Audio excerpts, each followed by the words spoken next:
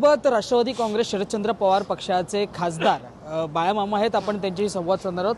बाळामामा, अनेक दिवसांपासून चर्चा सुरू आहे बाबा की पवारांची राष्ट्रवादी NDA मध्ये जाणार किंवा खासदार हे कुठेतरी बाबा एका वेगळ्या संभ्रमात आहेत आणि हे स्वतः पृथ्वीराज चव्हाण म्हणतात, जे महाराष्ट्र राज्याचे माजी मुख्यमंत्री आहेत, काँग्रेसचे ज्येष्ठ नेते आहेत. नेमकं काय चाललंय केंद्रामध्ये मामा? काय नाही बघा, आमच्यामध्ये कुठलाही संभ्रम नाही आणि आमच्या 8च्या 8 खासदारांनी ठरवलेलं आहे, जे शरद पवार साहेब निर्णय घेतील आम्ही त्या निर्णयासोबत राहणार.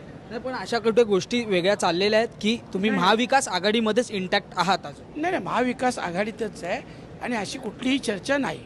संजय राऊत म्हणजे फार म्हणजे कालच्या कृतीवरतून भडकले, म्हणाले की गद्दारांना प्रोत्साहन देण्याचं काम हे शरद पवार करतायत. कुठेतरी त्यांनी दालनात म्हणजे जाऊन बैठक घेतली पक्षाच्या सर्व नेत्यांसोबत. कुठे त्या गोष्टींकडे म्हणजे कसं पाहताय? आणि स्वतः संजय राऊत कुठेतरी अशा बड्या म्हणजे तुमच्याच पक्षाच्या किंवा महाविकास आघाडीतल्या बड्या नेत्यांना असं म्हणतात, तेव्हा नेमकं तुमचं प्रतिक्रिया काय असतो?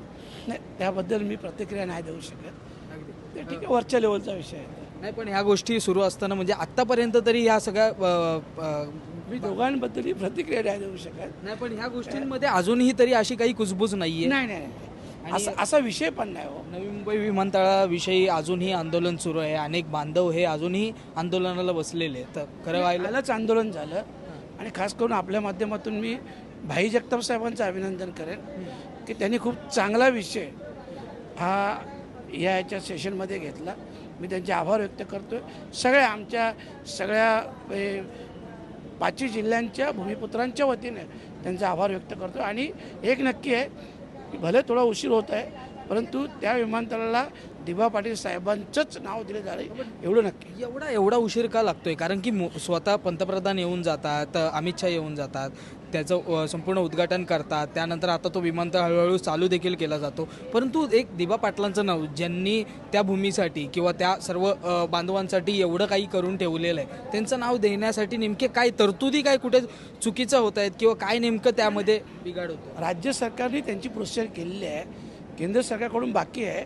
येत्या अधिवेशनात तो मी विषयही घेणार आहे आणि अधिवेशनाच्या वेळेस आम्ही सगळे विरोधी पक्षाचे खासदार हे स्वतः त्या बाबतीची मागणी करणार आहोत. पावसाळ्यामध्ये झालेला मिसिंग लिंकचा प्रकार तुम्ही कसा पाहताय त्याला? कारण की मोठा असा म्हणजे दुर्घटनाच झाली आणि त्यामुळे कुठेतरी मुख्यमंत्री देखील म्हणाले, तुम्ही माझ्यावरती टीका केली तरी चालेल, पण महाराष्ट्र राज्यावरती टीका केली तर मी सोडणार नाही. नेमकं कसं पाहताय? नाही, ती जी दुर्घटना झाली ती योग्य नव्हती.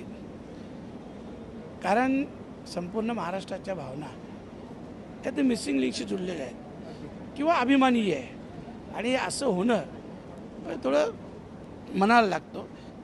असो, 18 तासात तो चालू झाला, मग त्याबद्दल काही न बोललेलं बरं आहे. आज तुम्ही जयंत पाटलांच्या भेटीला आलेलात, नेमकं काही? नाही, काय नाही राजकीय विषय नाही, आमच्या पक्षाचा विषय आहे. बस जयंत पाटील साहेबांना भेटायला आलो. धन्यवाद आमची संवाद साधल्याबद्दल. आपल्यासोबत खासदार बाळामामा होते, सुरेश म्हात्रे. एकंदरीत आपण जर पाहिलं तर ज्या काही राजकीय घडामोडी सुरू आहेत त्यामध्ये म्हटलं जातं आहे की शरद पवारांचे केंद्रातील 8 खासदार आहेत, त्यातील काही जे ते NDA मध्ये जाण्याच्या म्हणजे कुठेतरी प्रोसेसमध्ये आहेत किंवा त्यांच्या चर्चेत आहेत. अशा पद्धतीची कोणती चर्चा जी आहे ती चालली नाही आहे असं त्यांनी थेट सांगितलं आहे. त्यांनी थेट म्हटलेलं आहे की अशा पद्धतीची कोणती चर्चा जी आहे ती सुरू नाही आहे आणि जो काही निर्णय असेल तो शरद पवारांचा असेल. त्याचमुळे येणाऱ्या काळामध्ये राजकीय वर्तुळात नेमकी काय गणितं जुळली जात आहेत हे पाहणं फार महत्त्वाचं असणार आहे. त्याचबरोबर नवी मुंबई विमानतळ आहे, त्याला दिबा पाटलांचं नाव द्यावं ही गेल्या अनेक वर्षांपासून मागणी होत आहे. जेव्हापासून ते विमानतळ बनलंही नव्हतं तेव्हापासून ही मागणी जी आहे ती तेथील रहिवासी असतील, भूमिपुत्र असतील त्यांच्या माध्यमातून केली जाते. लवकरच हा विषय केंद्रात देखील मांडला जाईल आणि लवकरात लवकर नवी मुंबई विमानतळाला दिबा पाटलांचं नाव जे आहे ते दिलं जाईल असं म्हटलं गेलं आहे. मुंबईहून मी आदित्य जाधव, कॅमेरामॅन आदित्य कासारेसह तुम्ही पाहतात लोकमत.